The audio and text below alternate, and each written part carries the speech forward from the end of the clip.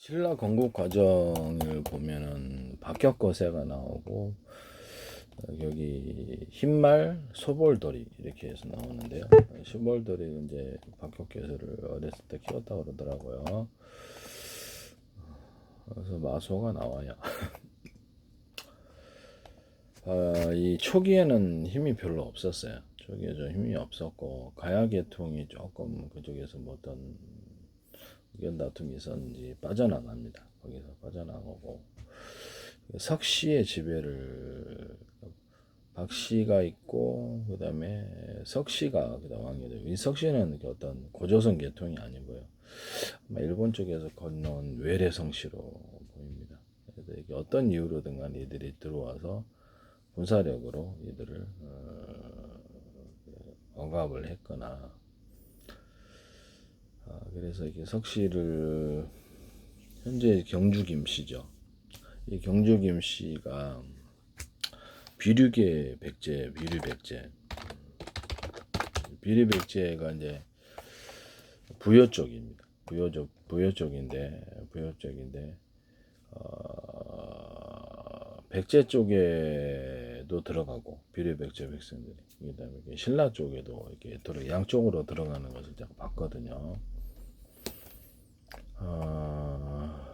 경주 김씨, 경상북도 경주시를 본관으로 하는 한국의 성씨인데요.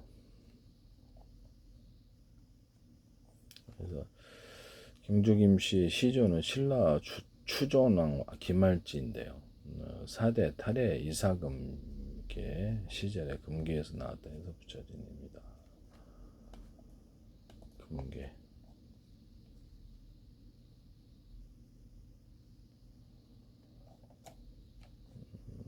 저는 이걸 왜 그렇게 보냐면 박격거세가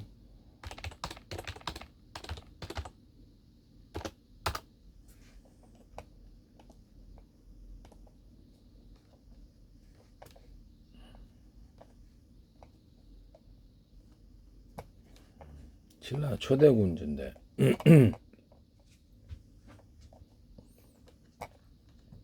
왕이 되고 아령을 왕비로 맞아들였어요. 농사와 누에치기를 장려해 땅에서 많은 것들을 얻도록 하였다.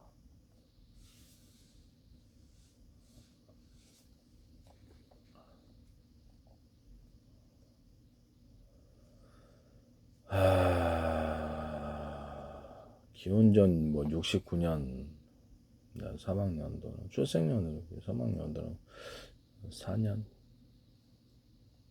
신라 건국 임금이죠.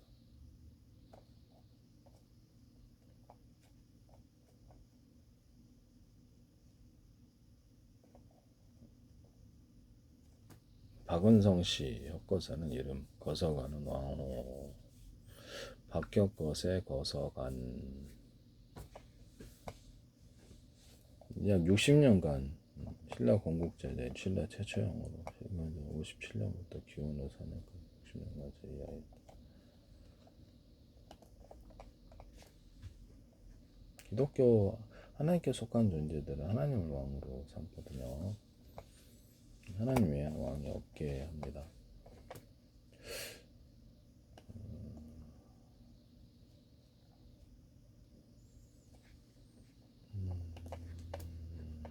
오늘은 자유민체제로서 저도 자유민체제를 지향하고 있습니다. 그래서 하나님 외에는 왕이 없는 그런 세계를 위해서 기도를 하고 있고요. 전 세계에 왕이 되려는 것은 악마 쪽이라고 생각합니다. 다만 뿌리에 대해서 신라의 뿌리에 대해서 연구를 하는 부분이라서 말씀이죠.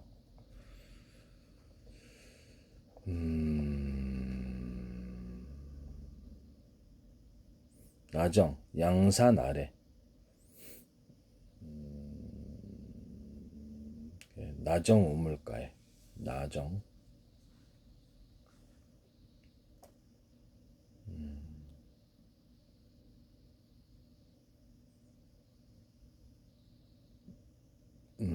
나정 우물가에 번갯빛처럼 이상한 게 하늘에서 땅으로 비추고 흰말 한마디가 굴어 앉아 절하는 행사. 붉은 알 한 개가 있어. 말이 사람을 보자 길게 하늘로 올라갔다. 알을 깨고 어린 남자애를 얻었다.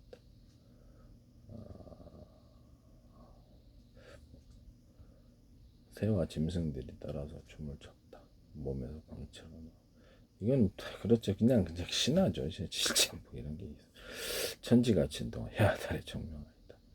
그래서 이렇게 해서 혁거세 왕 또는 불건의 왕 이렇게 해서 휴호를 거스란이라고 한다. 휴호를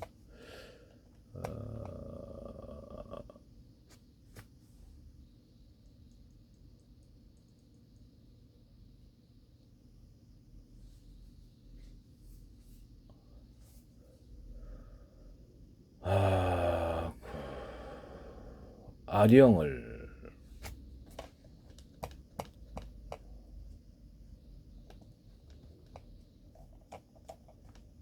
부인으로 묻는데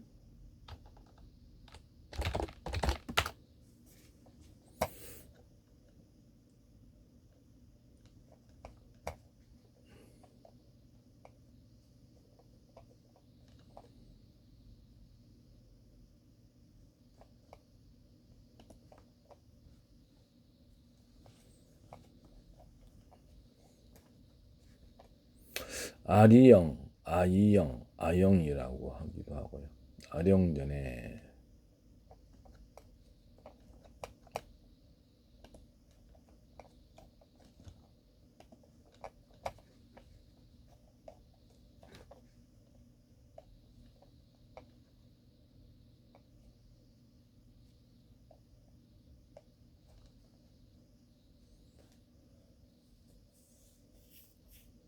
이게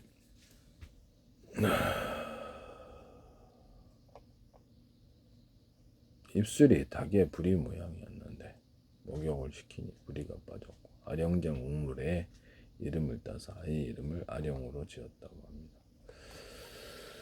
아령정 우물은 지금 경주 우릉 숭덕정 구석에 외진 곳에 있는 커다란 덮개돌 3개로 덮였고 우물물은 돌 사이에 약간 보인다. 한자로 쓴 커다란 바위가 큰 연못 아령지 옆에 설치되어서 이 못을 아령정이라고 하는데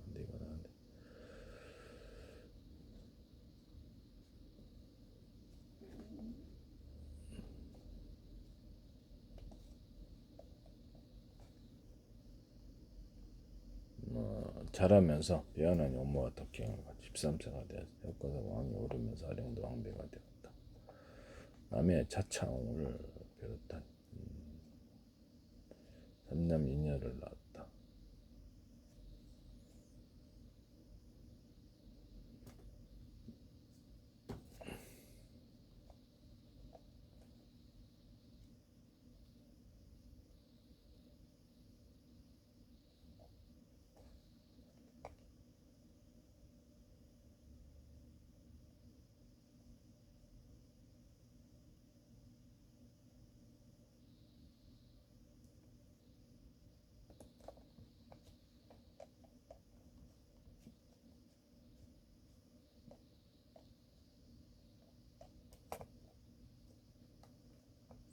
저는 얘기가 솔직히 얘기를 하자면 비류계 백제 쪽이 아닌가라고 생각을 좀 하고 있어요. 이쪽을 비류 백제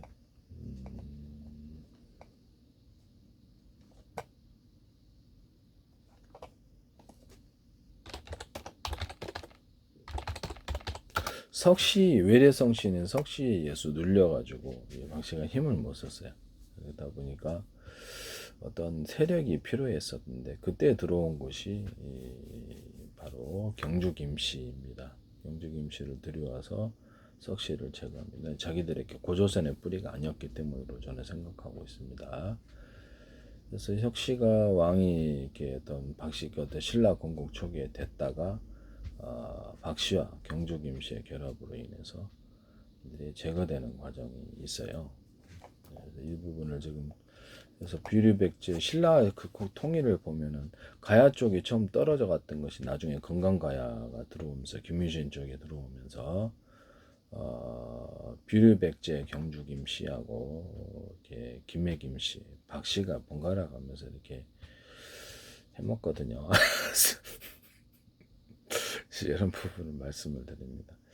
박 씨는 이렇게 양쪽에 이렇게 어떤 결혼 정책을 통해서 다 결합시켜 나가고요.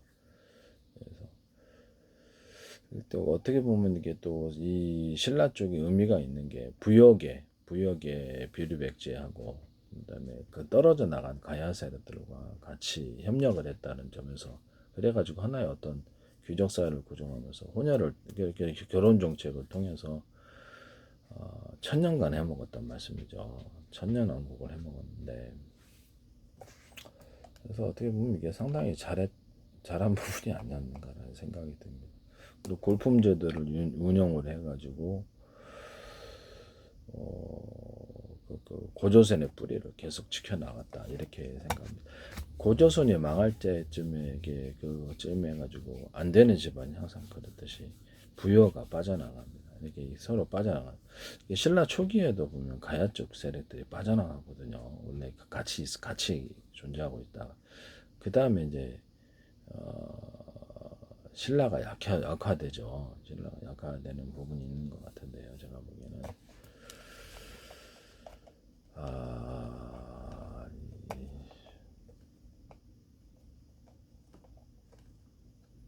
그래서 내가 왜 이 비류 백제 쪽을 리무랑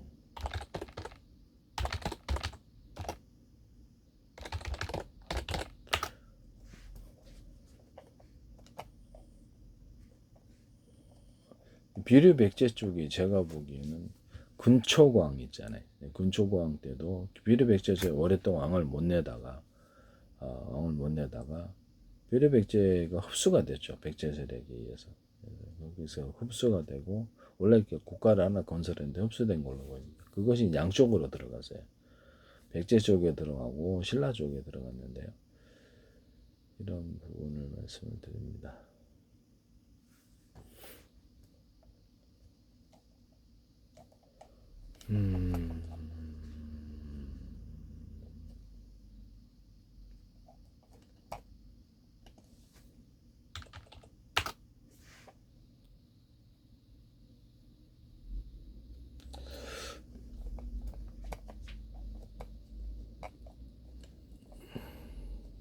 백제 미출 지금 인천 부근으로 추정된다는데요. 왕족의 시조의 비류가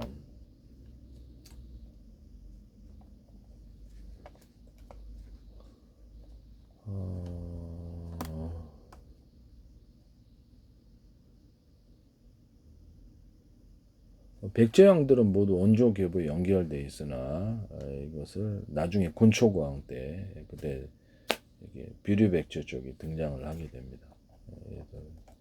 원래는 이게 지금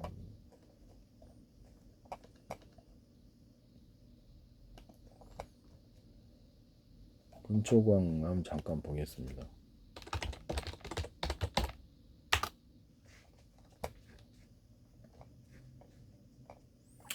백제의 제13대 군주이자 태어난 해는 346년에 즉위해서 375년에 사망했습니다. 그래서 한 30년간 했네요. 백제 최전성기를 이끈 정보왕으로 평가받습니다. 왕권 강화 확립에 활발한 정보 활동을 했고요.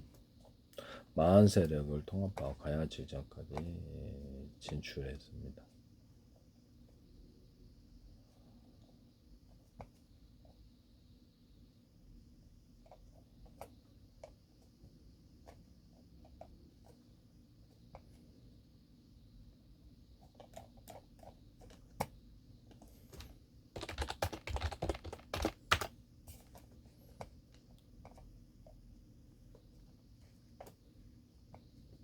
개왕은 주기 3년 만에 사망하는데 그의 뒤를 이어 비류왕의 둘째 아들이자 초고계인 근초고왕이 즉위하게 된다라고 하는데요.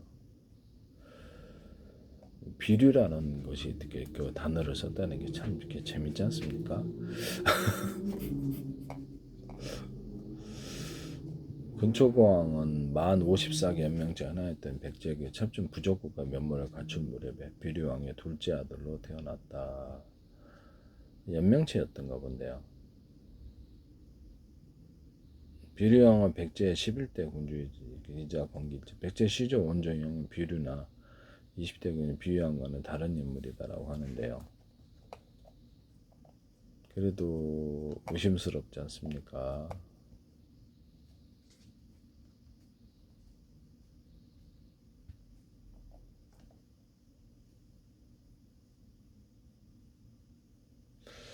아버지 비류왕이 시조 비류 이름과 같은 왕명을 썼다. 이게 참 신기하지 않습니까? 근초고왕은 비류계 최초 왕의 왕명을 차용한다. 그래서 근초고왕이다. 비류왕이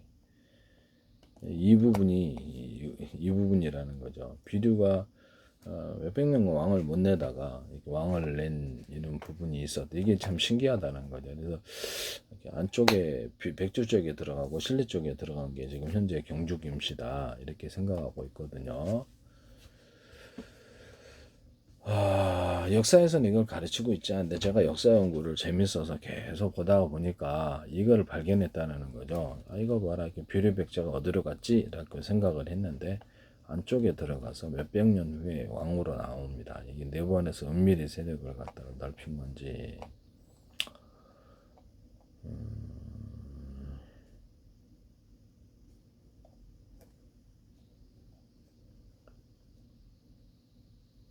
또 어떨 때는 근초광이 쿠데타를 이렇게 기왕을 몰아냈다고도 한다. 뭐 이런 얘기도 있네요.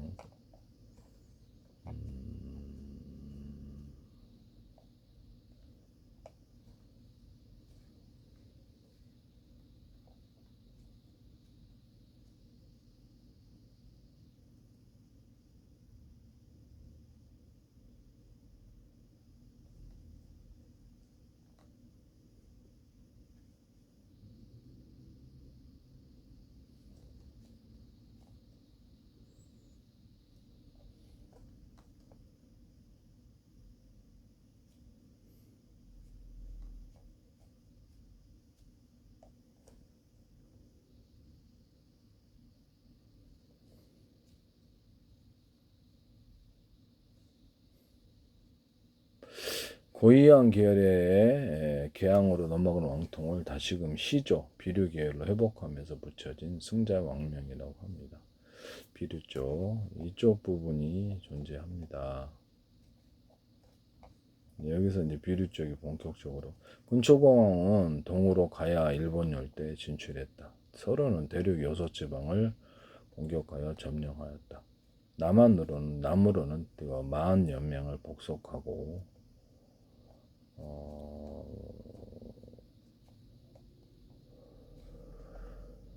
이렇게 들어갔어요. 백제가 그 고구려를 공격해서 고구문왕을 사망시켰고요. 마흔복석 가야 진출 외국 쪽에 지배하고 고구려의 남진을 억제하며 오히려 백제 영토를 넓힌다. 그 당시에는 그 고구려 백제 가야가 좀 백주를 고구려 어떤 신라가 좀 싸웠던 부분, 가야가 약간 백제의 말을 들었던 이런 부분이 있으나 금강가야가 신라 쪽, 김유신 쪽이죠. 들어와서 이 부분이 조금 달라진 부분이라는 것.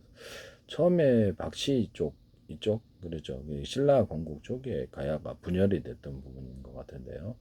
그쪽에 일반 가야 쪽에서도 금관가야라고 하니까 금관이라는 것은 보통 왕권 의미를 하는 것 같은데 신라와 금관 이런 것을 그래서 이쪽 이거를 갖다가 이제 그다음에 경주 김씨도 금계로 해주거든요. 그래서 이런 것을 보니까 그래서 지금 저는 이제 신라를 연구를 하다 보니까 이게 부여 쪽도 전부 다 결합을 했고 가야 쪽도 결합을 했다 이렇게 보고 있어요. 그래서 내부적으로는 박씨가 이쪽 저쪽하고 결혼 정책을 통해서 다 이렇게 혼인 관계를 엮여졌고 뭐 다 당연히 피가 당연히 섞였겠죠. 그래서 이 비류백제를 끌어들이는 과정인데요. 이 비류백제를 끌어들이는 과정인데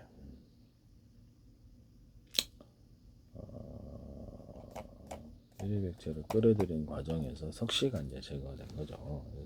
혼자 힘으로 안 되니까 도저히 부인 쪽이 아령이 경주 김씨, 그러니까 비류 쪽이었다라는 거죠. 제가 그렇게 한 데는 근거가 있었어요. 내가 지금 오래전에 이걸 했다 보니까 까먹었는데,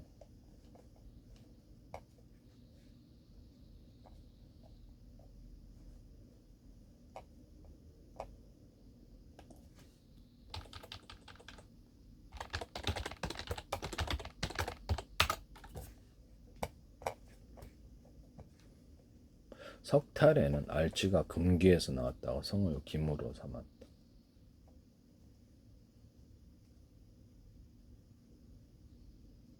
석탈에는 김알지를 태자로 선물했으나 유리왕의 둘째 아들이었던 파사 이사금에게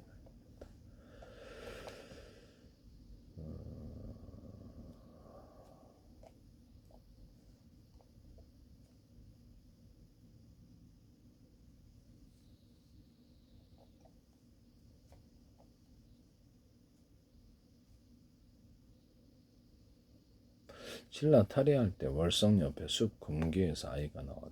금계 성을 김씨로 했다.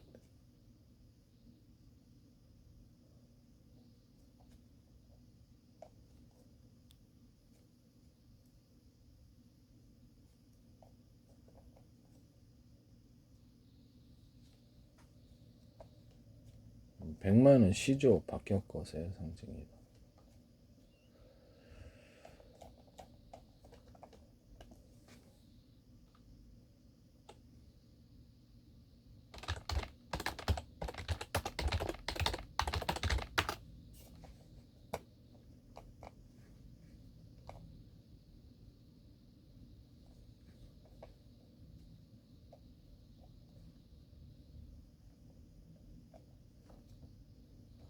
계림의 황금 개짝에서 나온 김알지.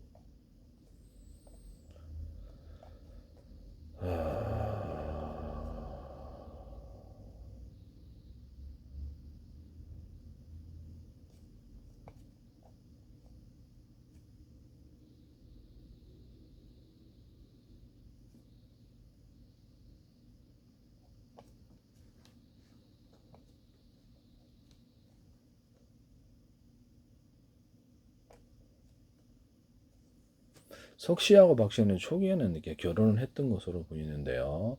나중에 이렇게 경주 김씨가 들어와서 박씨하고 경주 김씨의 석씨가 제거되고 그다음부터 안 나옵니다. 그래서 제거된 것으로 보입니다. 왜냐하면 같은 그 계통이 아니었기 때문에 고조선 계통이 아니었다는 뜻입니다. 일본에서 뭐 건넜다 이런 세계도 있더라고요. 석씨의 기운인데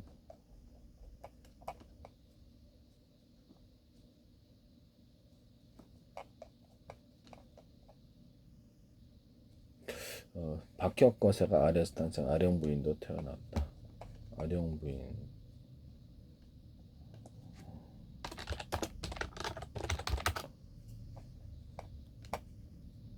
역시 아래에서 태어난 아령부인 계린 그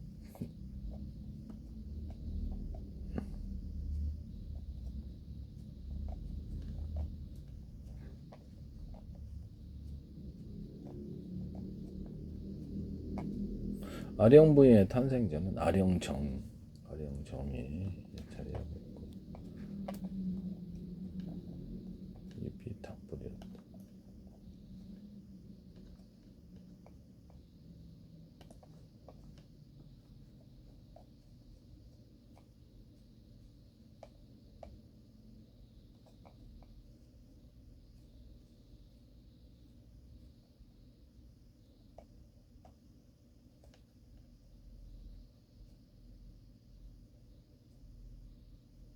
계림은 사적 457호 첨성대와 월성 사이에 있는 숲이다. 경주 김씨 시대 김말제가 태어났다. 요석이 금기에서 나왔다는데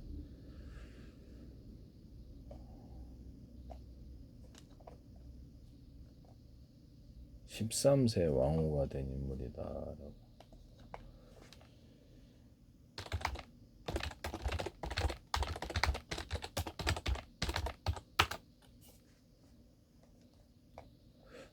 태어난 우물이 아령이었다. 또는 이현이라고 불리게 돼. 아리영, 아이영, 아영.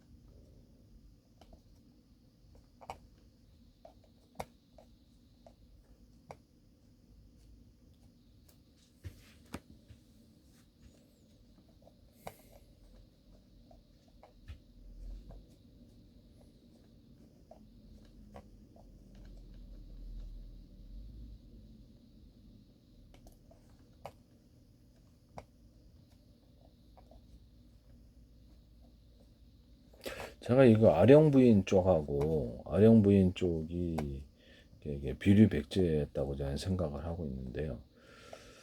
이렇게 했던 게 아마 금하고 관련이 돼 있어서 그런 것 같아요. 여기는 지금 구글에 옛날에 찾아볼 때는 그게 아령 부인은 금으로 써놨는데 지금 좀 바뀌었네요, 이상하게. 제가 예전에 연구를 했던 부분이었는데 그때는 아령 부인과 금이 이렇게 관련이 돼 있었는데.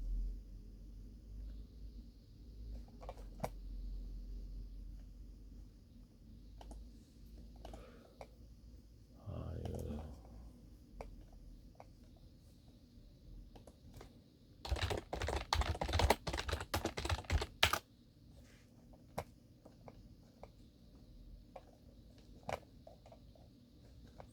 똑같이 계림에서 나타난 존재인데 둘 다 계림. 계림은 대한민국의 고대 왕조의 신라의 다른 이름이라고 합니다. 그래서 3대 어떤 탈의 이사금부터 15대 기림 이사금까지 나라 이름을 계림으로 썼다고 돼 있다. 경주의 옛 이름이 계림이라는데요. 대한민국 경주시에 있는 숲으로 정식 명칭은 경주 계림이다. 이게 지금 보면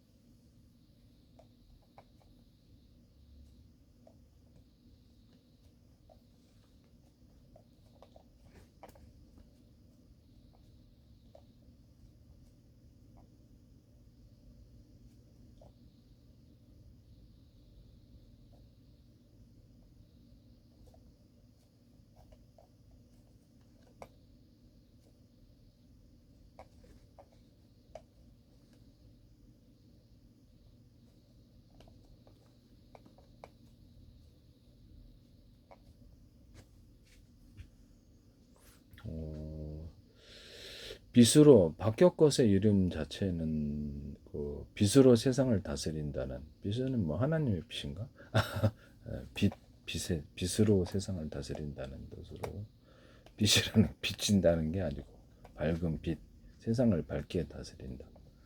이렇게 혁것에는 세상을 밝힌다는 뜻의 밝은 놀이. 이렇게 해서 빛으로 세상을 다스린다는 이름을 나와 있습니다.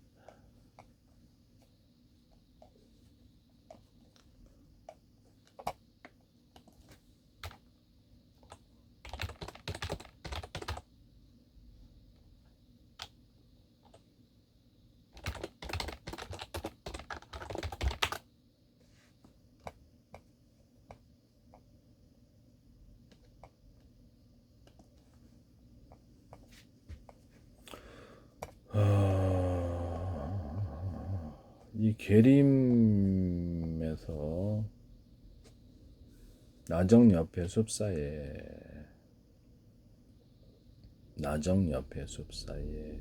양산계승을 보는 거두어서 길렀다. 숙성했다. 임금은 박혁공사야. 박씨를 성으로 뒀다. 박씨는 나무 목자의 사람이 인자인데요.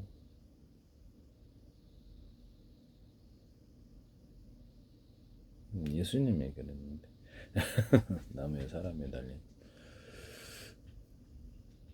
도마가 이게 그 도마 뭐냐면은 저기 예수님 나중에 신라, 그렇죠. 예수님을 기원 전과 기원 후로 나누잖아요. 그래서 나중에 이거를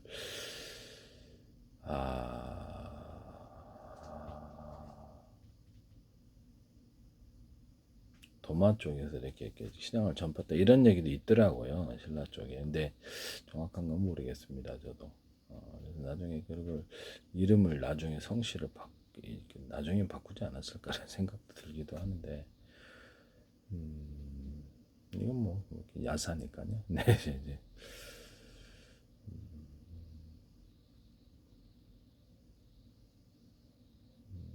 이렇게 보시면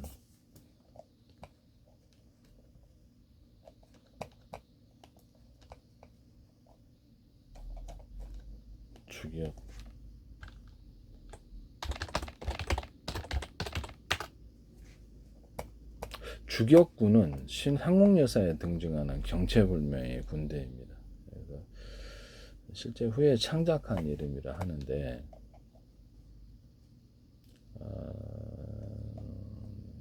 이게 미추 이사금하고 관련이 되어 있습니다.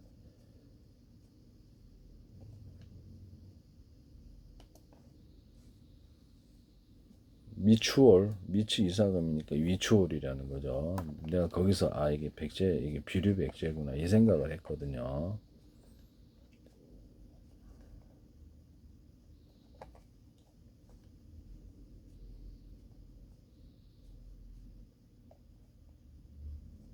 미추왕의 무덤에 댄잎이 잔뜩 쌓여 있습니다.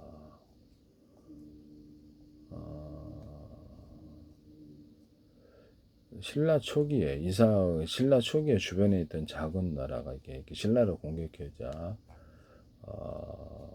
이렇게 별로 이렇게 전세가 이렇게 어려워졌어요. 그때 이제 수많은 군사가 이서국 군사들을 공격했고요. 대나무 잎을 귀에 꽂고 있는 것이 그들의 유일한 특징이었어요. 그래서 주격군이 적들을 다 쓰러뜨리고 호련히 사라졌는데, 미추왕의 무덤에 댄잎이 잔뜩 쌓여 있습니다. 이렇게 되어 있습니다. 미추왕은 신라 13단 김씨왕조의 경주김씨 시조로 이게 미추홀이죠. 비류백제라고 의심하는 이런 부분이다라는 것을 말씀드립니다. 뜬금없이 나타난 존재인데, 어쨌든 그로 인해서 석씨가 박씨와 경주김씨에서 제거가 됐다는 점에서, 이쪽은 계림이란 단어가 나오는데요.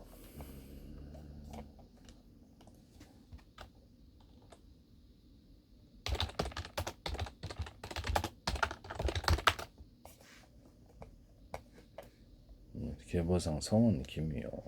이름은 미추. 262년이나 284년까지 14년도 왕. 경주 김씨의 시주인 김할제 6대 손입니다. 그렇죠? 미추라는 단어는 아무나 쓰는 게 아니거든요. 미추홀. 그래서 고구려 제가 이걸 나중에 이게 경주 김씨가 계속 왕위를 잇게 하기 위해서 고구려하고 백제가 동시에 압박을 넣는 이런 역사적인 기록을 봤거든요. 김할지가 태어난 곳은 계림인데요. 전설을 가져 김할지가 금기에서 태어났다는 겁니다. 알지가 알지 아령 되게 이상하지 않습니까? 알지가 있고 아령이가 있어요. 되게 이상한 일입니다. 예, 알지가 하나는 알지고 하나는 아령입니다. 이래서 내가 약간 의심을 좀 하고 있는 부분이다 이 말씀이죠. 이 계림에는 이렇게 대나무 잎이 대나무가 많이 있었다 그러던데 숲에 이제 대나무가 있는 거죠.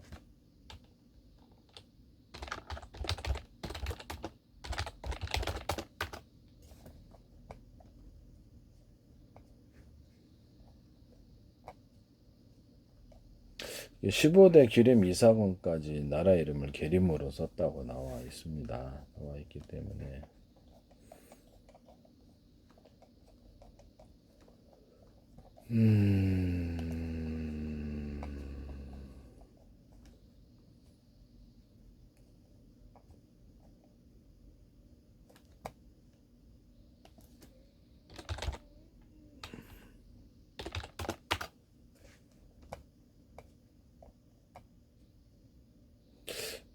이제 사적 1963년 사적 19호로 지정되었고 건국 초부터 있던 숲으로 나와 있고 뭐 느티나무, 물표나무, 사리나무, 묘목, 교목이 무성하게 자라고 있다. 왕버들, 느티나무, 단풍나무, 고목이 이렇게 돼 있다는데요. 이 부분이 고규지고 경주 교동에 있네요. 주소는 경상북도 경주시 교동 1번지입니다. 동교? 교동에 있는 교령. 닭이 울었다고 해서 계림이라고. 여기 아령이도 닭불이 나오거든요. 그래서 씻었더니 닭불이가 없어졌다. 이런 식으로. 숲의 이름은 닭이 울었다 해서 계림이에요. 내가 여기서 알령, 알일지 이게 같은 세력이다. 이렇게 부여 쪽이라는 거죠. 이런 부분을 말씀을 드립니다. 영조 계림은 경상북도 교동 이천에서 학교로서 시림이라고 부르기도 했다. 이런 부분을 말씀을 드립니다. 다구는 소리가 들리고 온통 금성 서쪽 시림숲 사이에서 날이 밝은으로 온통 환한 빛으로 가득하. 여기도 빛이죠. 금으로 된 조그만 개짝이 나뭇가지에 걸려 있어. 흰 닭이 그 아래 울고 있어. 흰말, 흰닭 이렇게 흰친 것. 우리 이렇게 배그 민족이래요. 흰말 바뀌었거든. 흰닭. 닭을 아침을 갖다가 보통 이렇게 밝히는 그런 가축이죠. 새죠, 새. 왕이 즉시 시 이름으로 개장을 열어봤더니 그래서 태자로 삼았다. 시림 이름을 계림으로 바꾸었다. 고코로 삼았다. 닭이 울었으니까 계림으로 바꿨나 본데요. 알령, 알지 되게 이상한 거. 닭불이 닭이 울었다. 그래서 제가 여기서 이런 좀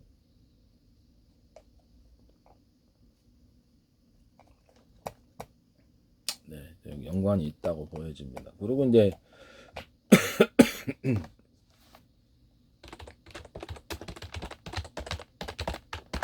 고구려 광개토왕 때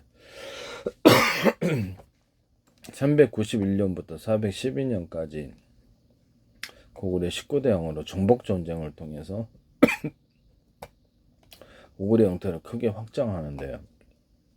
백제를 압박하여 한강 이북 지역을 장악했다. 북쪽으로는 거란과 숙신을 정벌했다. 요동 지역의 패자로 등록. 난 최초로 남만주를 하나의 통일한 정권이 등장하였다. 즉위하자마자 백제를 공격하여 석현성 등을 함락시켰다.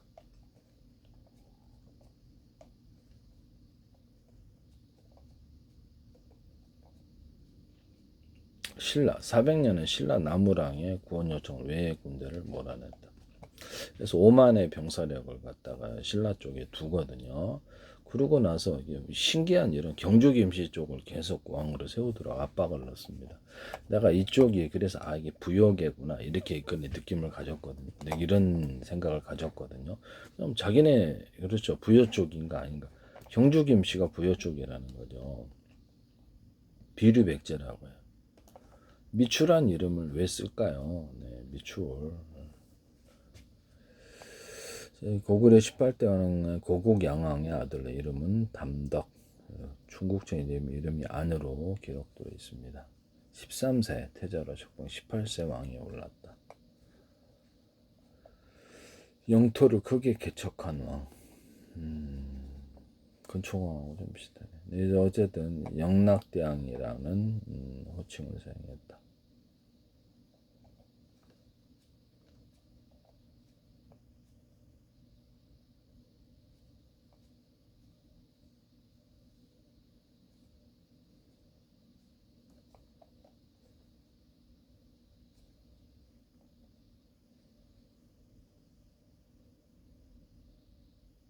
고국원왕은 광개토 할아버지 고국원왕이 평양성으로 공격한 백제군과 전투를 파살하자 전살.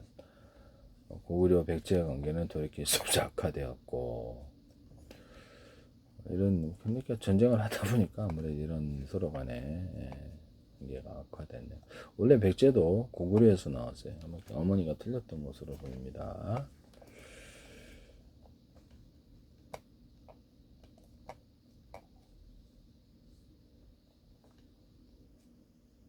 동부를 정벌하였고, 동부의 지배층을 데리고 개선했다. 39세의 나이로 사망하는데요. 412년에 유교태형 22년.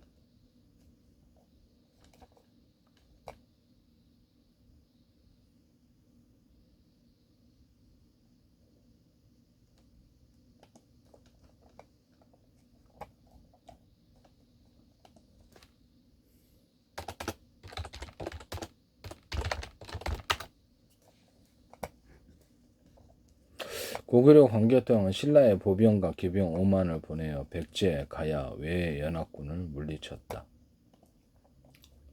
백제 아신왕이 외, 가야 연합해 신라를 공격했다. 평양에 있던 광개토왕은 신라 사신이 구원을 요청했다. 5만을 보냈다. 낙동강 지역까지 추격하여 물리쳤다. 백제로 공격해 10여 개의 성을 함로 임진강 일대를 차지했다. 만주로 영토를 고구려 전성기에 크게 넓혔다고 합니다. 그 다음부터 이게 경주 김씨 쪽을 계속 왕으로 세우도록 압박을 넣습니다. 사실상 그 신라 쪽에 이렇게 군이 이렇게 들어가 있었으니까 말을 안 들을 수가 없는 그런 부분이었던 것으로 보입니다.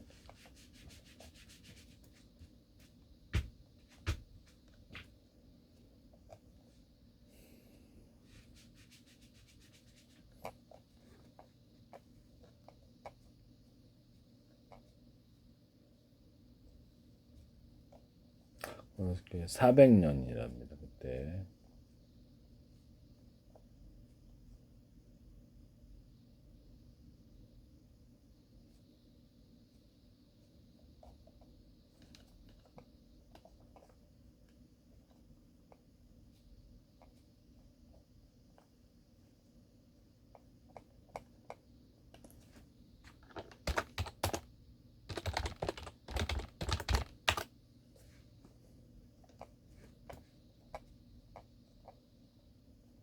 백제는 군초구왕 때, 고구려는 광개토왕 때 가장 힘을 떨쳤고, 신라는 증왕 때 나라의 힘을 크게 떨쳤다.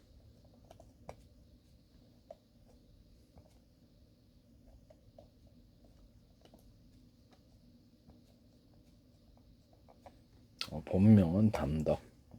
만으로 전한다. 영나.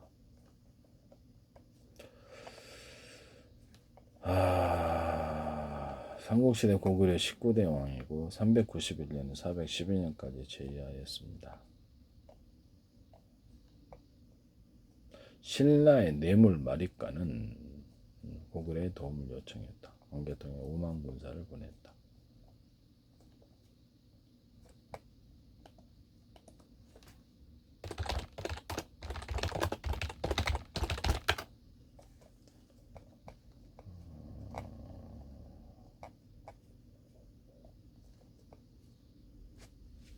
마립간이라는 칭호는 그 경주 김씨 왕이 세습과 성골이 확립이 되었고요. 그래서 그 다음부터 마립간이라는 칭호를 사용했다. 뇌물 마립간은 경주 김씨로 보입니다. 다른 이름은 나물과 남일인데요. 이때 이제 그 같은 부여계통, 그러니까 고구려 쪽에 원군을 요청을 합니다. 이런 부분을 말씀을 드립니다. 원군 요청하고요. 그 다음부터 경주 김씨가 계속해서 왕을 가져가는 이런 것으로 저는 봤거든요. 제13대왕 미추에서 김씨로는 두 번째 제17대 왕인데 두 번째 왕이로서 그 후로는 김씨만 왕이 됐어요. 이게 이제 광개통하고 관련이 광개통 고구려 5만 군대와 관련이 돼 있다는 군사력을 보내서 딱 했으니 군사력이 신라 본토에 들어가 있으니까 말 안 들을 수가 없는 같은 부여계통을 계속 세웠다라는 거죠. 그렇다 할지라도 뭐 박씨 쪽은 전부 다 뭐 결혼 정책을 통해서 경주 김씨하고 계속했고 나중에 이제 김해 김씨, 김유신 금강가에 망하고 나서 그것을 영입을 하고 거기도 이제 귀족으로 처음에 초기에서 신라 초기에 이렇게 빠져나갔던 세력이어서 금강가라니까 거기가 좀 가야 중에서도 좀 다르게 취급을 했던 것 같습니다. 그래서 그들 골품 제도로 계속 유지를 해왔는데 거기를 귀족으로 받아들이는 거 보니까 원래부터 좀 같은 왕족 계열이 아니었나라는 생각이 듭니다. 이렇게 해서 말씀을 드립니다. 이게 그래서 같은 부여계통인 고구려의 영향을 따라서 경주 김씨가 계속해서 그 다음부터 쭉 왕이 됩니다. 이렇게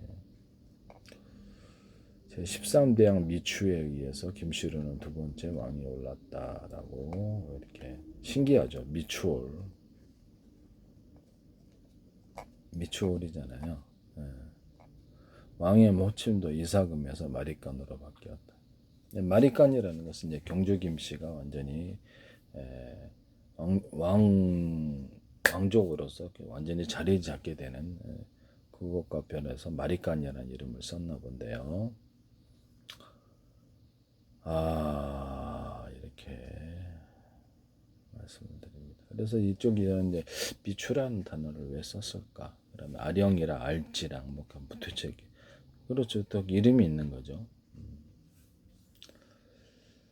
주격 군사가 어디서 나왔을까? 백제에게서 나왔다. 주격 군사. 백제 안에 군초고왕이 비류계 쪽으로서 몇백 년 만에 왕으로 처음으로. 그 비류왕이 좀 있긴 했어요. 비류라는 이름을 썼는 것 자체가 이상한 부분이죠. 그 왕이 둘째로서 아마 저기 건초광이 나타났다라는 거. 그래서 비료계가 본격적으로 그 안에 자리 잡게 됩니다. 이런 부분을 말씀을 드립니다. 그래서 제가 이제 비류 백제가 이쪽이 백제 쪽에도 들어가고 신라 쪽에도 들어갔다 이 말씀이죠. 네. 제가 연구한 바에 뭐 틀림없는 것으로 저는 보고 있습니다. 그래서 그 혈통이 이어졌냐 그러면 신라 왕실 쪽이 서로 간에 천년간을 혼인했습니다. 안 이어졌다. 뭐 그게 오히려 이상한 거 아니겠습니까? 네. 신라의 삼국통일이 그래서 역사적인 의미를 갖는 거죠. 백제나 고구려가 왕족이라도 혈통을 지키죠. 고구려 쪽은 이제 다른 이렇게 만주족하고 이렇게 관계가 있어 혈통이 많이 흐려진 것으로 보입니다. 서로 간에 혼인 정책을 통해서 아마 이렇게 나라를 이렇게 좀 계속 가져가야만 했었던 부분이라서 신라처럼 골품제대로 유지하다가는 걔네들이 이제 이게 같이 연합된 국가를 만들 수가 없었겠죠.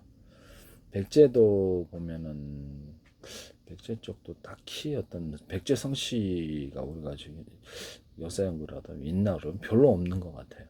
예, 근데 신라 성씨는 딱 박씨, 김해, 경주 김씨, 김해 김씨 이렇게 해서 신라 육촌 김씨, 신라 육촌의 성씨도 다 전해져 내려오거든요.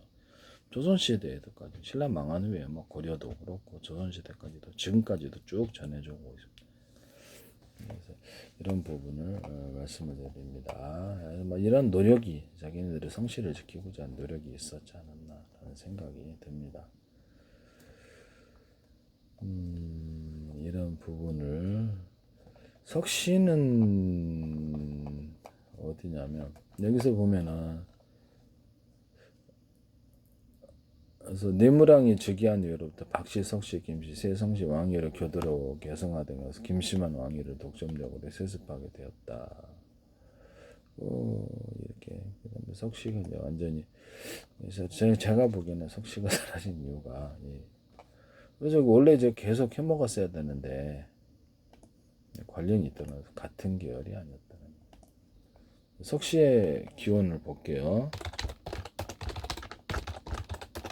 그래는 초기의 왕을 좀 해먹었던 부분이 있어요. 그리고 경주 김씨의 등장으로 왜 생각을 해보십시오. 같은 뿌리였으면 박씨가 경주 김씨하고 석씨하고 쭉 왕을 해먹었을 텐데 경주 김씨가 왕 되고 나서 그 후에 이제 세력이 이제 내부안에 커졌다는 거 세월을 따라서 그래서 박씨, 경주 김씨, 김해 김씨만 쭉 왕을 해먹습니다. 근데 석씨는 어디로 사라져 하나도 안 보이는데 석씨는 신라시대 172년 동안 왕조를 유지했다. 총 8명의 신라군주를 배출했다. 그렇죠. 그들을 사라지게 할 이유가 없었겠죠. 이런 부분을 말씀을 드립니다. 이게 석탈해가 신하가 다파나 국에서 태어났고 석탈해는 그래서 그 나라는 외국의 동북쪽 일천이 되는 거죠. 근데 일본 쪽에서 건너왔다는 거죠. 일천이 이렇게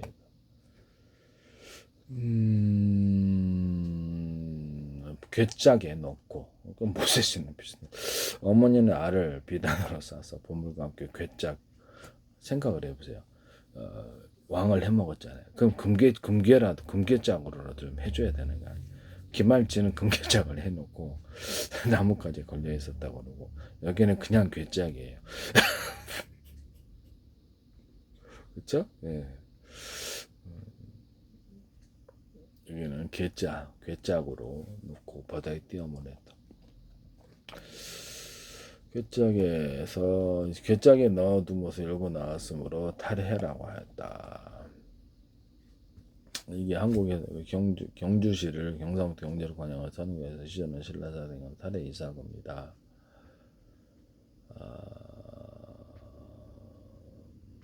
이렇게 그 당시에 그러고 나서 신라 왕실에서 완전히 사라집니다. 네, 이런 부분은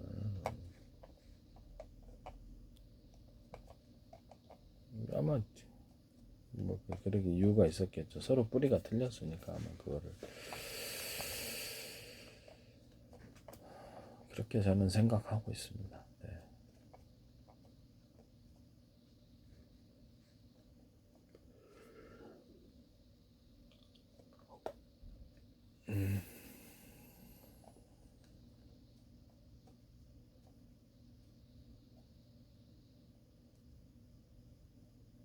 석시를 통해서 8왕을 배출해 통산 173년 173이네요. 신라를 태평하게 복되게 다스렸다. 지금의 석시 인구는 1만밖에 안 된다고. 그것도 알 수가 없죠. 왜 그러냐면 다른 경주김씨나 밀양박씨나 그다음에 박씨, 김씨, 김해 김씨 경주에 너무 세력이 작아. 그래서 이 부분이 일제 한일 합방을 거쳐가지고 지금 어쨌든 제가 보기에는 이게 외래성씨였기 때문에 일본 쪽에서 건너온 거기 때문에 경주 김씨의 등장과 더불어서 소멸이 되는 응시가 석시입니다. 네, 이런 부분을 말씀을 드립니다. 그래도 꽤 신라 시대 172년 동안 왕조를 유지했다는 점에서는 꽤 이런 부분을 말씀을 드립니다. 혈통이 섞였다고 보기는 합니다. 저도 그런데 이 부분에 대해서 왜 박씨가 이들에 대해서 끝까지 석씨를 갖다가 왕으로 해서 그렇죠. 계속 왕을 번갈아 가며 했으면 되듯 박씨는 경주 김씨였기 나중에 이제 김해 김씨를 끌어들였고요. 그다음에 번갈아 가면서 다 왕을 해먹는데요. 양쪽 집안에 다 결혼을 합니다. 이런 것을 제가 이렇게 발견했거든요. 그래서 왕비도 되고 이제 그쪽 집안 그러니까 서로 간에 다 연결이 돼 있는 거죠. 혈통이 천년을 갖다가 혈통을 섞었으니 뭐 그 집안, 이 집안이, 이 집안이, 그 집안이 그렇게 돼버린 거죠. 이런 부분을 말씀을 드립니다. 네. 그리고 저기 김혜김 씨가 김유신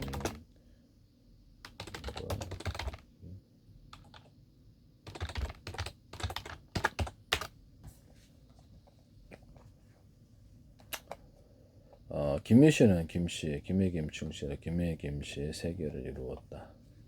가락국의 마지막 왕 구형왕의 증손자 신라 무열왕의 딸 지소부인과 혼인했다.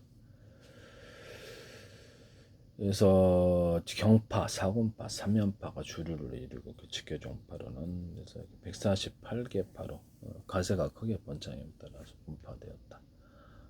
본가는 김해김씨다. 흑무왕 때 활동한 장군이다. 어머니는 만명 부인이다. 아부 김수부처는 만노군 태수 김서현 장군. 능묘는 금산원 673년 8월 18일 신라 한국 그렇죠. 신라 삼국통일과 관련이 있다라는 것을 말씀드립니다.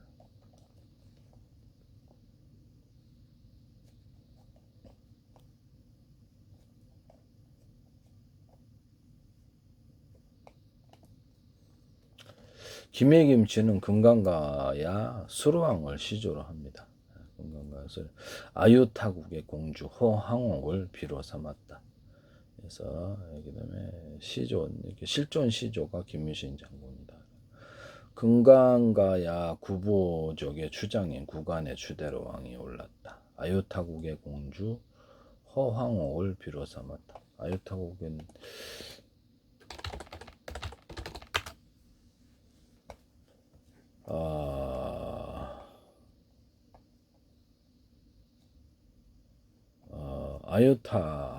아요타는 인도 우타르 프라데시주의 겐지스강에 줄인 가가라강 연변에 있다. 이렇게 합니다. 인도의 아유타국에서 가야까지 이렇게 해서 멀리까지 참 멀리도 떨어져 있네. 왕비가 아유타국 왕녀라고 하는데요. 뭐 호황호는 어디서 왔는가?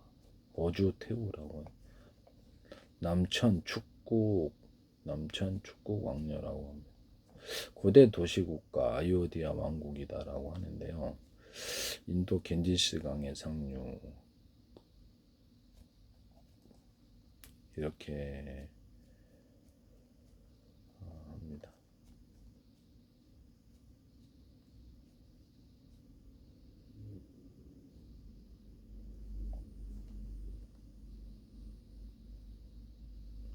근데 그 월지국은 어디야? 월지국에서 왔다는 얘기도 하는데 월지국이라는 게 어디지? 월지국 이건 아닌데 월지는 고대 인도 유럽어적인 토아라인의 일파로 추정된다. 이거는 뭐 정설은 아니고 그래서 지금 이거를 정확하게 이거는 정확한 것인가 라는 의문점이 있긴 합니다만은 어쨌든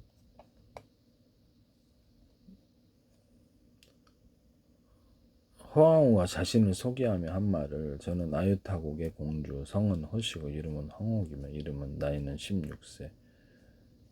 인도에서 가야로 넘어와서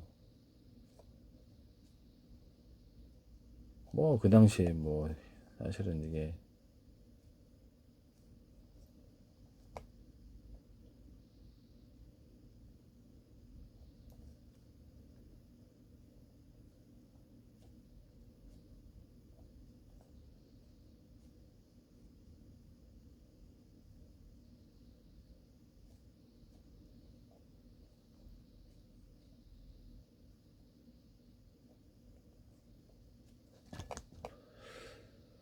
이게 진실인가라고 하는 그런 얘기도 있어요.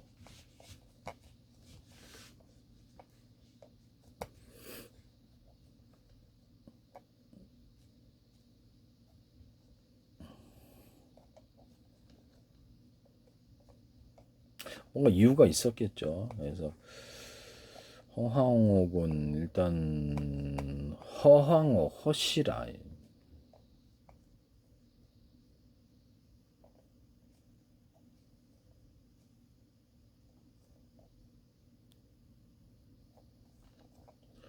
허황옥 후손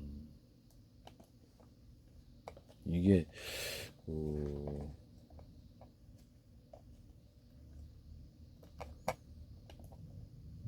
삼국유사의 가락국기에 따르면 아요디아의 공주로 48년의 오빠 장유 화상 및 수영연들과 배를 타고 가락국에 와서 왕후가 되었다. 거등왕을 비롯해서 아들 10명을 낳았다고 합니다.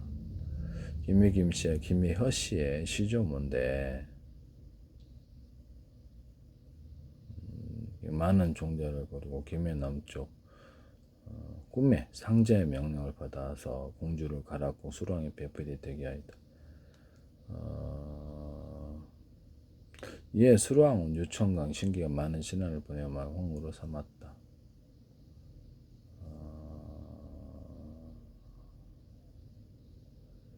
형성은 경상도 김원시 구산 등의 구분이 허황의 등이라고 전해주고 있다. 먼 곳에 왔다 해야 되는 것은 이설이 별로 없다. 시온은 보주 태우다라고. 거기에 그 어떤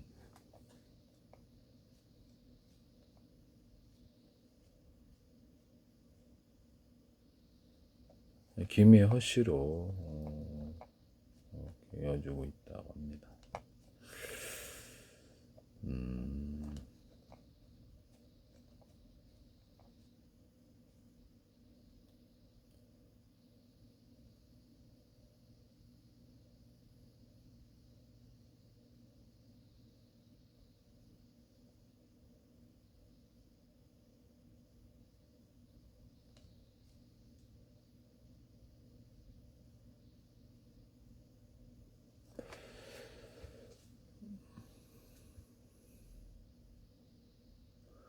그 당시 나 오래됐다 보니까 이게 알 수가 없는데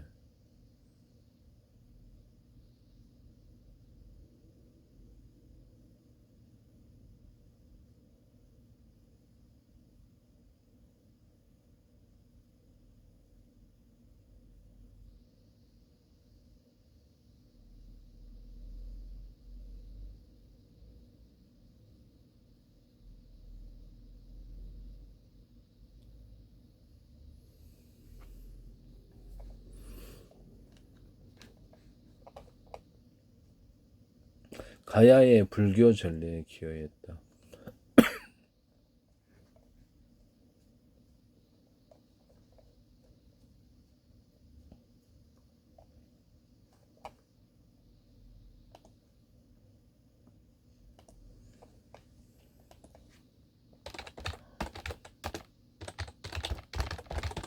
가야와 해상무역. 가야는 삼국시대 한반도 남부에 있던 고대 국가로 교육에 필요한 물길과 바닷걸음을 해상무역을 활발히 했습니다. 라고 합니다. 그러니까 해상무역이다 보니까 이게 또 그럴 수도 있다라고 생각이 드는데요. 상인들은 중국도 왔다 갔다 다 했으니까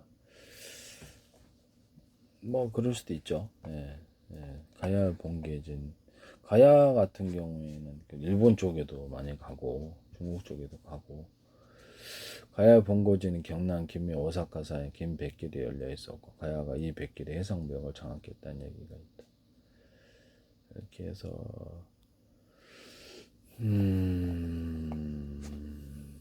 뭐 중국 쪽, 인도 상인들도 유명하잖아요. 그래서 중국 쪽에도 오고 일본 쪽에도 왔으면 거기서 만났을 텐데요. 그럴 수도 있다고 생각합니다. 네.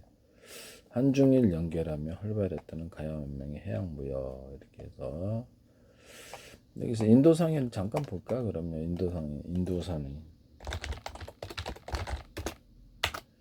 인도상 유대상인 화상 그리고 인도상인 여기에서 보시면 3대 인도상인 계급은 마루와리, 구자라티, 파르시 3대 상인 집단인데요. 인상은 인도 전통의 카스트 시스템과 결부되어 있다. 유대 상인, 그다음에 중국 상인, 아랍 상인과 세계 4대 상인으로 불립니다. 인도 상인 중에 가장 유명한 북서쪽 해안 지역의 구자라트 사람들이다. 그래서 이 사람들도 상인 장사를 이렇게 했기 때문에 아마 일본 쪽으로도 왔고 중국 쪽으로도 왔고 그러다 보니 이쪽으로도 이렇게 거기서 만났겠지. 그렇게 이쪽으로 직접 와갖고 서로 교류를 하거나 뭐 활발하게 했을 것으로 생각합니다. 그래서 뭐 순 엉터리 얘기는 아닌 것 같은데요. 제가 보기에는 인도 상인도 유명합니다. 연애.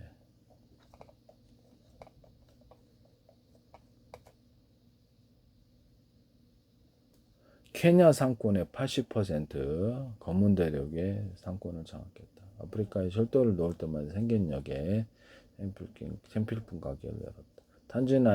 케냐 상권 80%, 탄자니아 70%, 우간다 50% 인도인이 쥐고 있다. 인도 상인은 유대, 중국, 아랍 상인 세계 4대 상인으로 불린다. 가장 유명한 북서쪽 해안 지역의 구자라트 사람들이다. 우리로 얘기하면 개성 상인 정도 된다. 나헨드라 모디 총리의 고향 인도 전체 인구 5%밖에 안 되죠. 수출의 22%를 차지하고 인도 3대 부자가 모두 이곳 출신이랍니다. 탄탄한 네트워크를 세계 각지에 돈을 다루고 있다고. 미국에 있는 호텔 셋 중에 하나, 약국의 절반을 이들이 경영한다. 실리콘밸리 창업 인도인의 4분의 1이 구자라트 출신이다. 이렇게 해서 여기가 북서쪽 해안적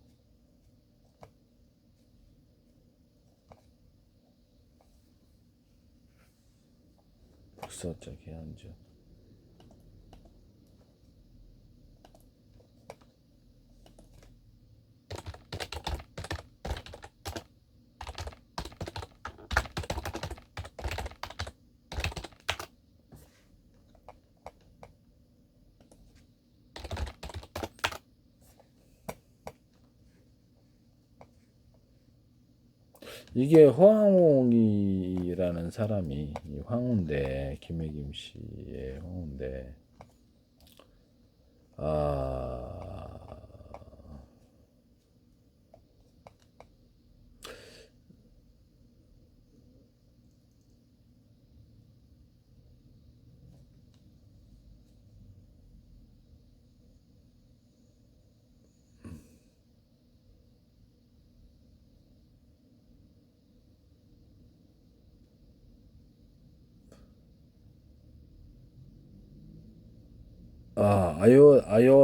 아요디아시가 위치한 우타르 프라데시 주에서도 김해시가 속한 경상남도에 자매 결연의 교류 협력을 제안한 적이 있다라고.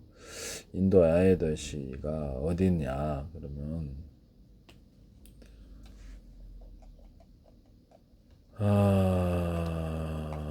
여긴지는 알 수가 없어요. 알 수는 없는데 아요타고 공주 출신이다. 있다라고 하는데 인도 북쪽에 아요디아에 있었던 아요디아하고 후술된 인도 남부의 막 카냐쿠리 지역을 하여튼 추측한다고 그러는데 아마 북부 쪽 개성 상이니까 어디지 뭐 이렇게 인도가 육지 쪽으로 중국 쪽으로 올 때는 육지 쪽으로 왔던 것으로 보이고요. 인도하고 곧바로 중국하고 국경이 맞닿아 있답니다. 그래서 중국과의 교류가 있었던 것은 당연한 것으로 보이고 거기서 중국 상인들의 그때 신라 어떤 가야 쪽에 있었던 데하고 다 연관이 되고 가야는 이제 중국 쪽하고도 활발히 교류를 했으니까 중국 쪽에 이제 있는 뭐 이렇게 인도 상인들과 교류를 했을 거고 거기서 이제 이런 것이 있지 않을까 어떤 목적에 의한 결혼이 있었겠죠 이런 부분을 말씀드려요. 허양어 가게 고향이 아유타국이고 보주라고 하는데 허양옥 탄생지가 AD 47년 이렇게 해서 이렇게 있고 반란 사건이 있었고 가락국 AD 48년 도착 이렇게 얘기를 하네요. 이거는 뭐 정확히 알 수는 없습니다. 그래서 이게 그럴 수 있다라고 생각합니다. 그래서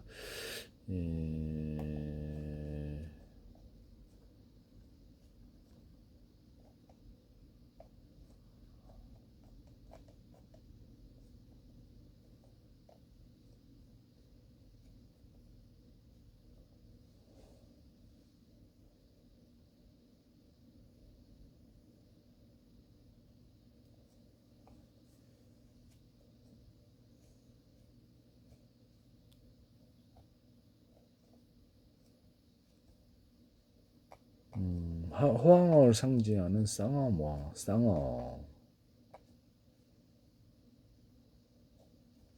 알 수 없죠. 네.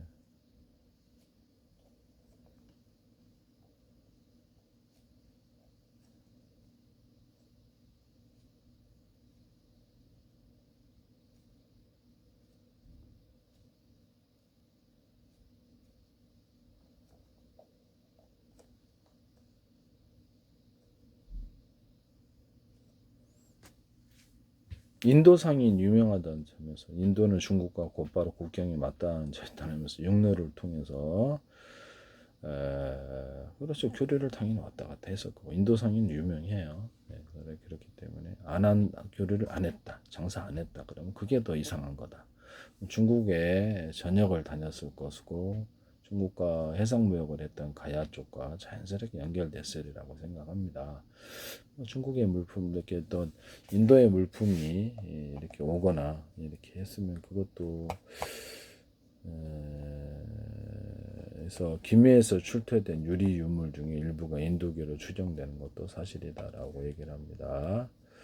근데 이 부분은 인도계에서 그 뭘 완전히 뭐 잘못됐다 이렇게 하기는 제가 보기에는 그럴 수도 있다 이렇게 받아들이는 게 맞죠. 그래서 굳이 그를 뭐 구할 필요 있나요?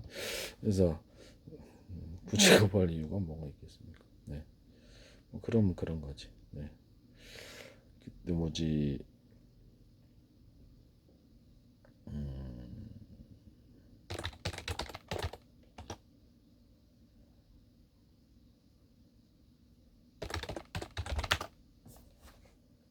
아유타국인데요. 아유타.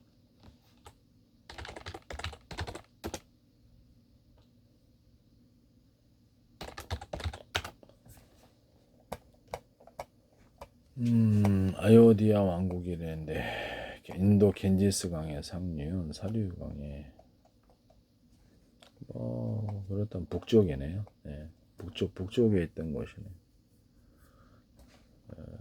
인도 북쪽에 있었던 곳인데요. 그들이 이제 상인들이 활발했다는 점에서 그럴 수 있다고 저는 생각합니다. 그래서 인도 상인과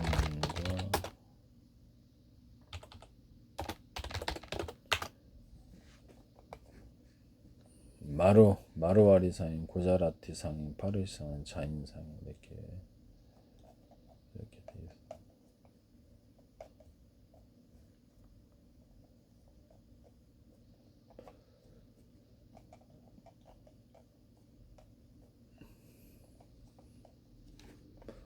세계 아랍 상인과 더불어서 이 세계 4대 상인으로 이렇게 되어 있습니다. 인도 상인은 상인 카스트 또는 비즈니스 패밀리라고 불린답니다. 비즈니스 패밀리로.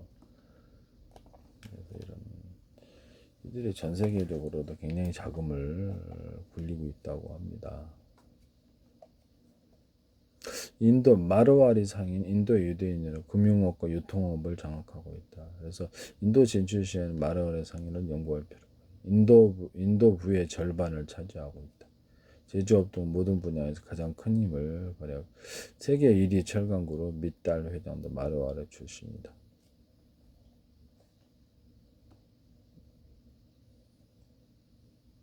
인도 하층면의 당대 최고의 릴라이언스 그룹 안바니는 구자라티 상인이다. 화학산업과 인도 점유. 타타 그룹은 파시 상인이다. 철강, 자동차는 인도, 유럽. 이렇게 해서 인도에 있는 주식, BSE 500 주식의 소유 분포를 발표한 자는 마르와리 상인이 아닌 구자라티 상인이 가장 많이 소유하고 있다. 24.834%를 구자라티를 구사하는 파리시 상인의 소유 주식까지 합하면 24.83%로 소유하죠. 그 뒤에 이어서 마르와리 상인이 10.97%. 그래서 가장 많이 하고 있는 것은 구자라티 파르시 상인이다 라고 나와 있습니다.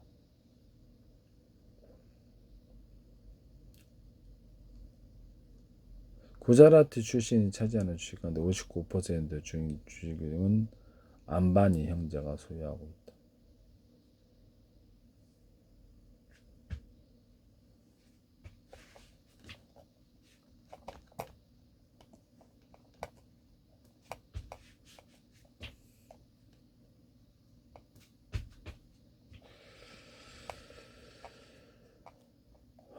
인도가 바로 국경이 맞닿아있는데 거리 안 한다는 게 이상하게 인도 땅이 중국 땅이 얼마나 넓은데 거리를 안 하겠어요. 돈이 얼마인데 중국도 중국 상인들도 전 세계로 퍼져나가서 있는데 그들이 같이 교류 바로 옆에 있는 인도를 안 간다는 게 이상하잖아요. 거기만 빼고 다른 데 다 가나?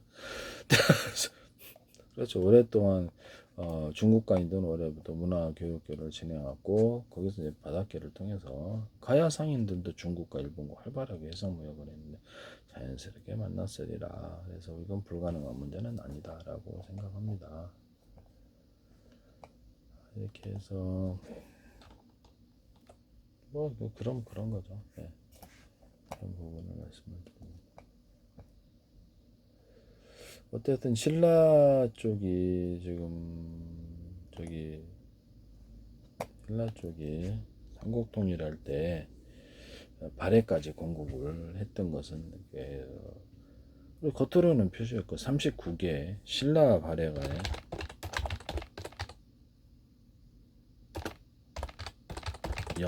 그 당시에는 스마트폰 없었으니까 39개 역 신라도가 남경 남해부의 신라와 청천군까지 발해 주요 교통로가 39개 역이 있었다. 군사적으로 막 활발하고 말로 달렸다는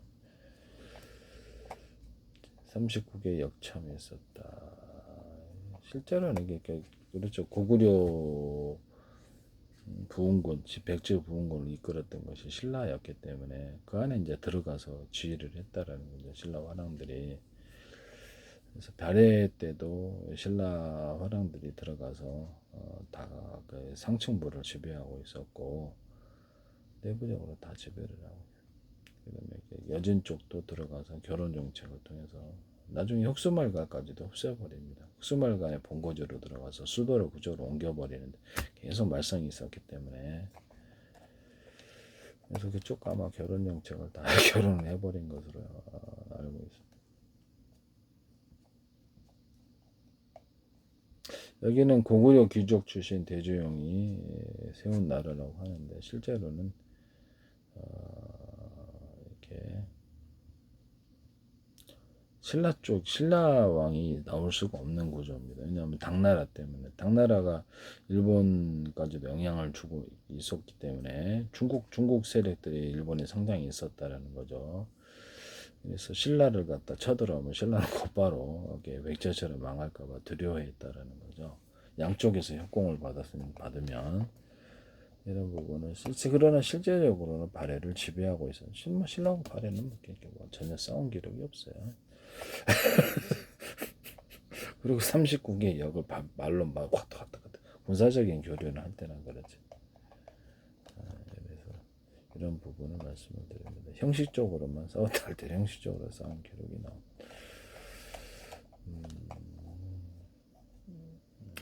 되게 이상한 부분이죠.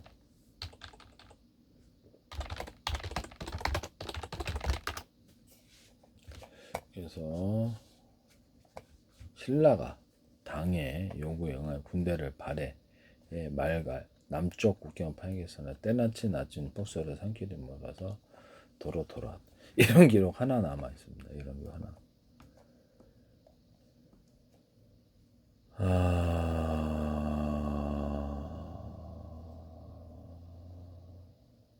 제가 보기에는요, 이게 지금 이런 부분을 말씀을 드립니다.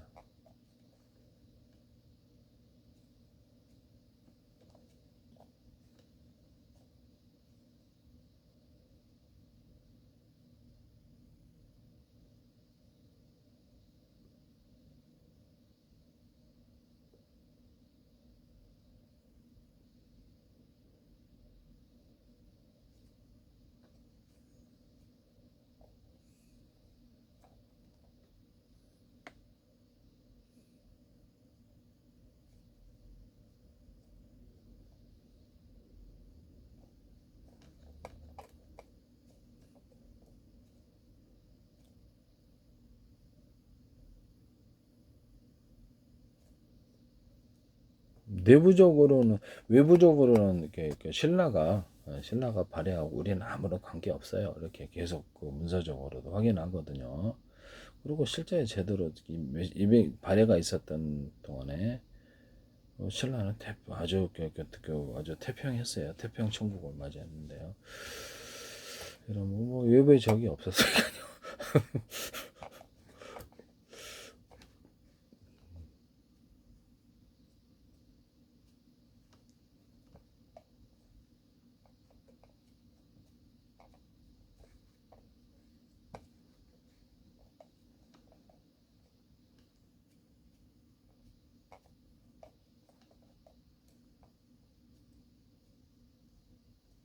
전투 없이 당나라 요청으로 발해를 공격하여서 군대를 공격하기 위해 군대를 파견했는데 혹한으로 인해 상당수 병사들 어려 중 피해가 심해서 전투 없이 중간에 회군 이런 게 나와요. 되게 이상한 부분입니다.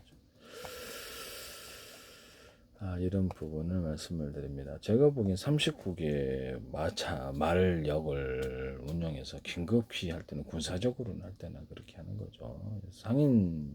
상인 교류다. 뭐 천천히 갈 텐데요. 우리 저기 마차에다 그 당시에는 뭐가 없었을까? 소가 끌거나 말이 끌거나 마차에다 싣고 갔어야 되는데요.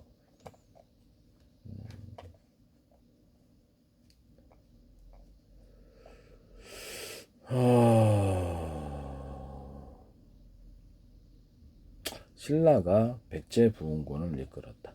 고구려 부흥군을 이끌었다. 신라 땅에서 했어요. 신라 땅에 들어와서 시켜가지고 돈이 많이 들었겠죠. 그다음에 화랑에 들어가서 지배를 해서 움직였고 이것은 그 증거가 많습니다. 발해 공국에 화랑이 했다라는 것을 이런 부분을 말씀을 드립니다. 증거가 아주 많아요.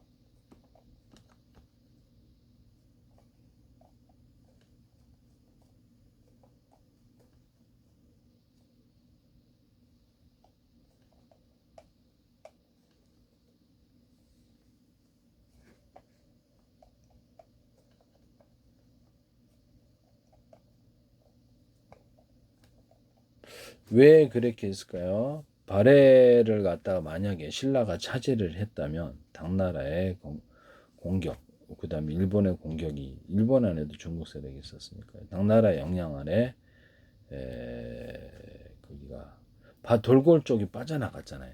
이제는 돌골하고 결합을 해가지고 당나라 수도까지 공격해서 당나라가 완전히 망한 것 같지는 않고요. 한때는 수도까지 공격을 했고, 그다음에 나중에 희한한 것은 당나라하고 뭐 발해하고 신라가 망한 시기가 거의 엇비슷해요. 이 부분이 좀 그다음에 이제 송나라가 나오는데 이게 참 묘한 부분이다 이 말씀이죠. 와, 발해인들의 부흥운동이 200 몇십 년간 계속됩니다. 이런 부분을 말씀을 드립니다. 부흥운동 하니까 고구려 부흥운동은 백제 부흥운동 생각나시죠?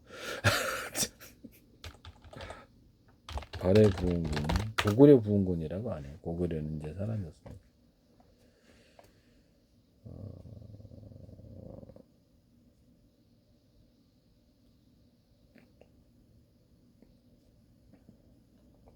발해 부흥운동은 발해 멸망 후 200 몇십 년간 있었다.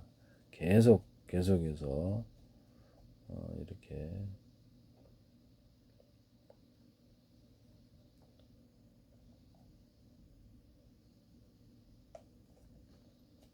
뭐 지금까지도 있지 않을까요?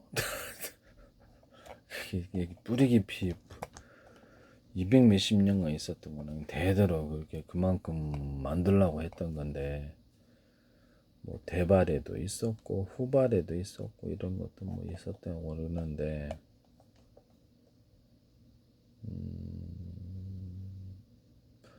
발해 후계 왕조에서 이렇게 발해 재건을 이렇게 했는데 926년에서 1116년까지니까요. 이게 참 거의 뭐 80년 196년 동안이나 존속했어요. 이 196년이 되게 오랫동안 지금까지도 있을지도 몰라요. 이거 뿌리 자손이라는 게 있는데 고구려가 사라진 이후에 사실상 북한 외에는 없다라는 점에서 만주 쪽까지도 다 지배를 하고 있었기 때문에 이 부분이 그 후예들이 살아있을 것으로 저는 생각합니다. 원래는 여진족이라는 이름 자체도 없어졌지 않습니까? 이런 부분을 말씀을 드립니다. 뭐 모르죠. 또 상인 세력으로 존재하고 있는지. 저는 제가 역사 연구한 것이 맞다고 생각합니다. 되게 과학적 합리적인 사람으로서 억지로는 이렇게 하지 않는다는 점에서 정왕국도 있답니다. 발해 부흥운동 국가 중에 하나였고 발해의 주요 대선 국내성 지역에서 정왕국이 후발해란 명칭으로 부르기도 했다.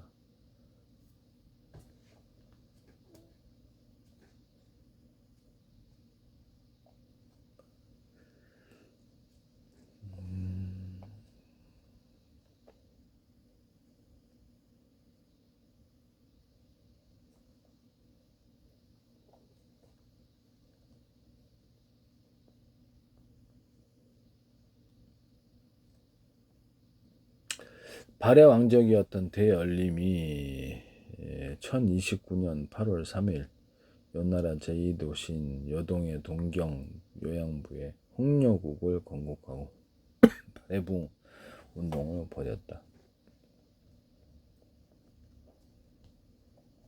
홍려국은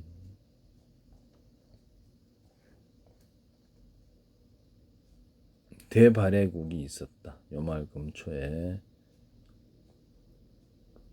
대원국이라고 불렀다. 금나라에게 변명했다.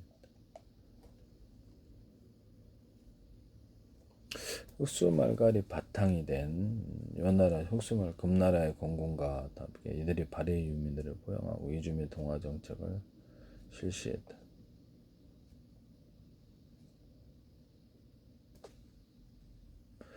초기의 금나라는 발해의 유민을 포용했는데 워낙 나골다가 발해하는 본시 동일한 집안이라고 말했다. 신라 화랑 쪽이 혹순말갈이라든지 여진 쪽에 들어가서 결혼 정책을 일단 폈었다라고 얘기를 했던 부분을 더 말씀을 잘 드렸는데요. 그걸 잘 기억하시기를 바랍니다.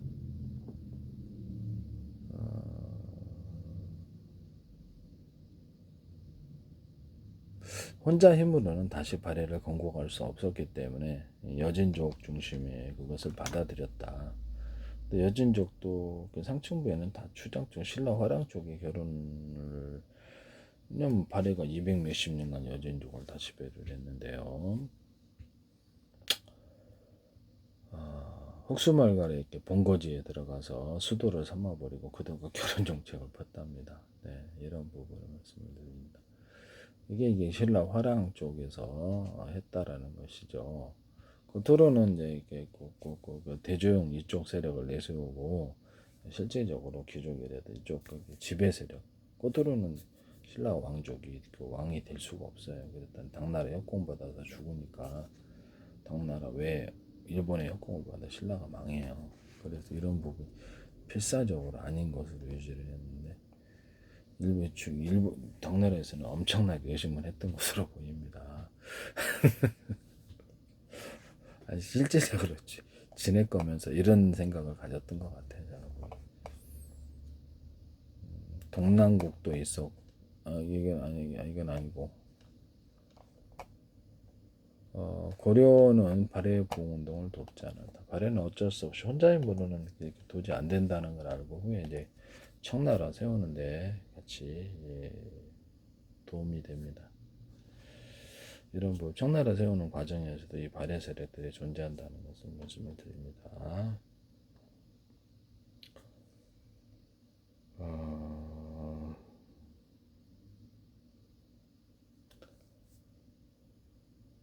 여진족 쪽도 숫자가 작아가지고 청나라도 나중에 이렇게 뭐 가는 데마다 이렇게 그쪽을 이렇게 어떤 세력들을 우대를 하고 그들을 갖다가 군사력으로 다 흡수했어요. 이러다 보니까 청나라가 되게 똑똑하게 했던 거죠. 숫자가 전부니까 가는 데마다 세력을 갖다 우대를 해가지고 전부 다 그쪽 세력을 군사력으로 포섭을 합니다. 그래서 그걸 이제 군사력으로 지배를 하거든요. 이쪽 세력이 깔면 저쪽 세력들은 다 같이 모아놨다 그렇게 했겠죠. 이쪽 세력이 깔면 이쪽 세력들은 다 이렇게 그렇지 않고는 어떻게 숫자가 적었는데 어떻게 지배를 했겠어요. 이런 부분을 말씀을 드려요. 네. 여진은 그 후부터 여진이라는 이름 자체가 사라지는데 뿌리는 남아있을 것으로 보입니다.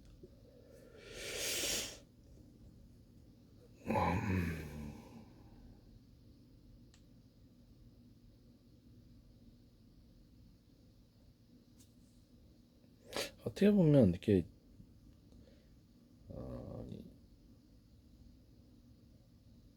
그 당시에 발해가 망하는 과정에서도요 이런 게 있었어요. 고구려 쪽이 좀 빠져나가 버리고 후고구려가 생겼잖아요. 빠져나가 버리고 여진족과도 말썽이 있었던 것으로 생각합니다. 여진족이 적극적인 협력이 좀 없어. 너무 오랫동안 몇십 년 동안 전쟁이 계속되다 보니까 이 부분 내부 갈등이 없었을 리가 없죠.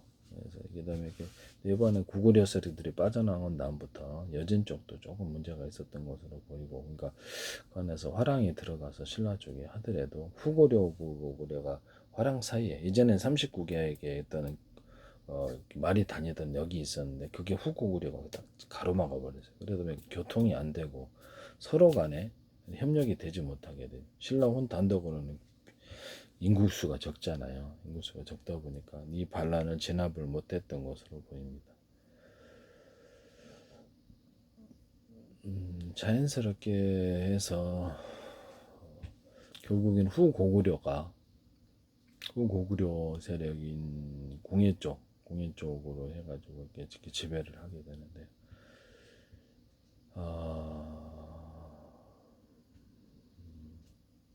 왜냐면 궁예가 이제 실제 차지하지는 못하고 왕건 왕건 이게 중국 성씨가 일절 신라의 전통적인 성씨는 아니에요.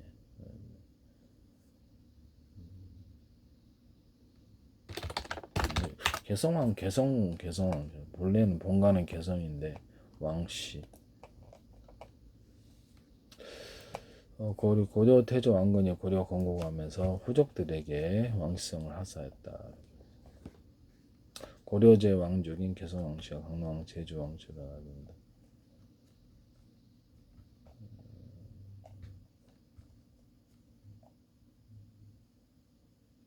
고려를 건국한 태조 왕건에 원래 성이 없었다. 왕건 자체가 이름이었다. 그러니까 그 귀족이 아니었다라는 거죠. 그래서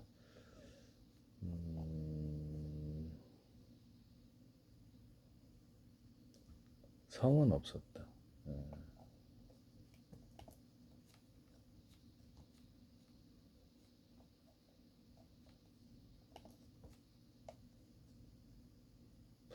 어머니는 한씨고 왕건의 어머니 아버지는 금성태수 융입니다. 송악 출신이고 자는 약천. 어머니가 한씨네요. 공예 본명.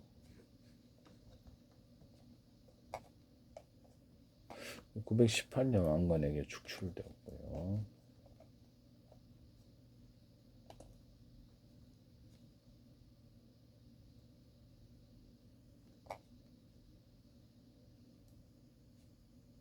태봉이란 이름을 썼는데요. 공예가 태봉. 주역의 태계에서 천하 만물이 조화를 이룬다는 뜻의 태와 봉토, 봉강을 뜻하는 봉의 합성어로 조화롭게 이상적인 낙원을 건설할 의지가 담겨 있었다.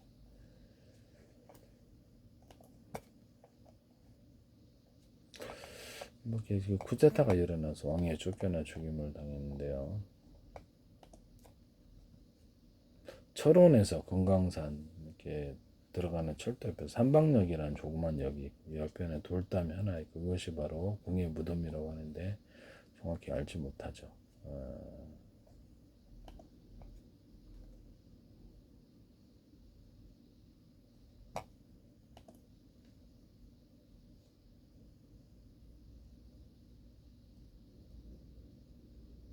904년에 후고려를 건국하고 마진으로 바꾸고 후고구려를 건국했다가 904년 마진, 911년 태봉으로 국호를 바꿨다.